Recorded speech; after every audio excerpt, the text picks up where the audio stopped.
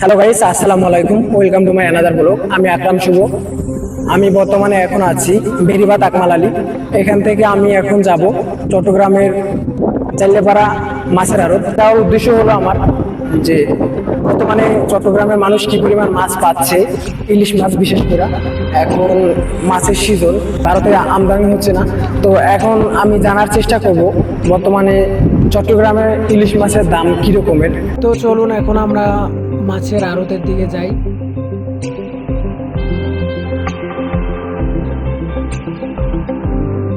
তো গাইস, আমরা এখন চলে আসলাম আমাদের কাঙ্ক্ষিত সেই মাছের আড়ত।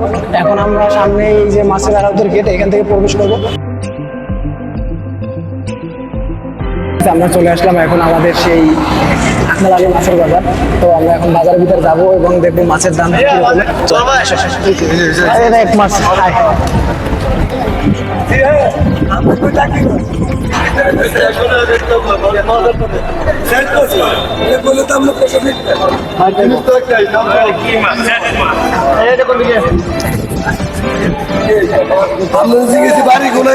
আপনার বাড়ির লোকে করে দিতে পারবো কি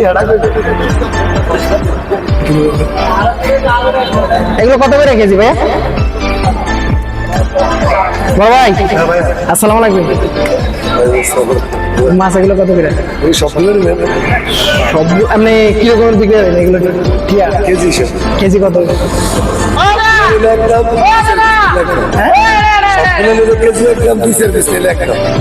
মানে আমি বুঝলাম না আপনার কথা। আমি সবগুলো অনেকে আছে, সবগুলো কেজি হিসাবে, সব মিলে কেজি হিসাব।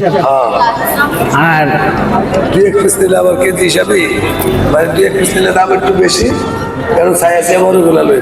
আপনারা এমনি বুঝছি চাই বড়গুলো কয় পিস নিতে আছে এখন? 2 পিস নিলাম। 2 পিস নিলে 1600 টাকা কেজি হবে, আর ওটা তো 2 পিস নিলে 1200 টাকা কেজি হবে।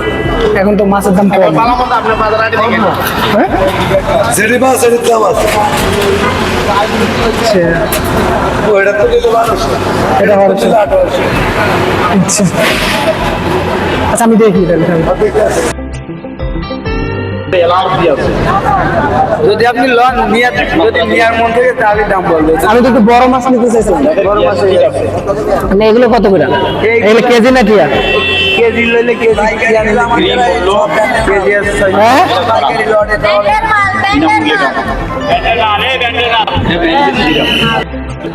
কি অবস্থা? এই ভাই কি মাছ কিনতে আইছেন নাকি? মাছ পান নাই? এখানে ডাক নাই? আচ্ছা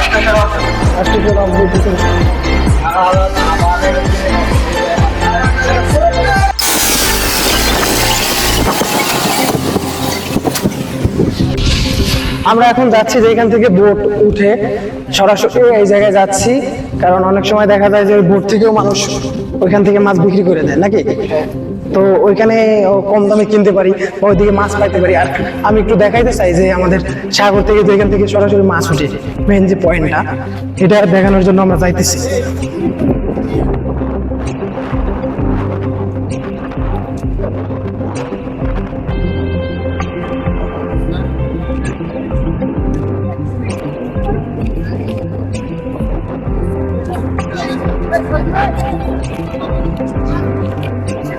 আমার সাথে আমার একটা ছোট ভাই আছে, তোমার নাম কি ভাই? মোহাম্মদ আরিফ। তো আমি আরিফের সাথে আমি যে মাছের বাজারটা করলাম, তো আরিফের সাথে, আরিফ আমার সাথে ছিল, তো আমরা একটা ডাক পাইছি। তো ডাকটা আমরা দেখছি যে মাছের দাম এমনি স্বাভাবিক অবস্থায় গাড়ি বা তোমার থালায় মাছ বিক্রি করে, তো এই ক্ষেত্রে কতটা তুলনামূলকভাবে কম দাম? তুমি কি মনে করো ডাকে মাছ কিনলে কি লাভবান হওয়া যাবে? তাকে মাছ কিনলে আসলে লাভবান, দেশের কিনলে লস। কেজি হিসেবে বেশি। এখন তো বর্তমানে ডাক নেই, তা তুমি কি মনে মানে বেশি কি করবো যে তুমি গাড়ির থেকে কিনবে যে তাকে কিনলে অনেক লাভবান হবেন, এমনি কেজি হিসেবে কিনলে অনেক লস। তো তুমি তো একটা ডাক দেখলা, ওখানে কি করে দেখলাম তাকে অনেক লাভ, অনেক লাভ। তো আমারও এটাই মনে হলো যে আমাদের এইখান থেকে যে ডাক নিলাম করে ওইখানে মনে হয় কিনলে একটু লাভ হওয়া যাবে। তো আমি কিছু মাছ কিনতে চাইছি, মাছ এখন না এখানে নিলাম হচ্ছে না, যার জন্য এখন হচ্ছে বাটা, মাছের সংখ্যা অনেক কম। জোয়ার আসলে লোক আসবো আরো অনেক, এখন বাজার আচ্ছা এইখান থেকে এখানে যে সরাসরি বোট উঠছে ওইখান থেকে কি মাছ খাওয়া করা যায়?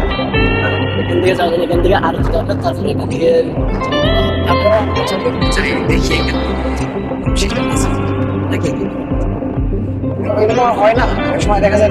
আর আমি একটু দেখা যে এখানে যে মাছ যারা ধরে, এই যে জাল কিছু বুনতেছে, তারপর সারি সারি বোট আছে, বোটগুলো আসতেছে, তারপর আমার সাগরের যে একটা সুন্দর ভিড়, আমি এটাও মানে খাওয়ার জন্য একটু এদিকে যাইতে দিচ্ছি।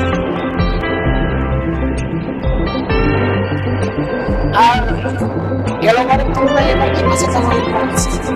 মানে এবারে মাছের দাম অনেক কম। বাংলাদেশ থেকে এখন বর্তমান যাচ্ছে না, সব বন্ধ হয়ে গেছে, তার জন্য এরবার থেকে এবারে অনেক মাছের দাম কম। আমি দেখতেছি হ্যাঁ সামনে শেষের দিকে এখন তো গেলবারে এসে কি মাছটা আছে না?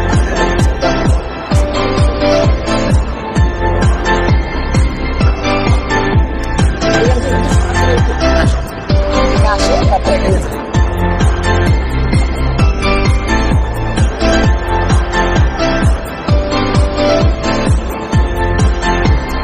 তো গাইস আজকে আমার ব্লগটা এখানেই সমাপ্ত করবো। আর আজকে ব্লগটা উদ্দেশ্য হলো যে বর্তমানে চট্টগ্রামে কি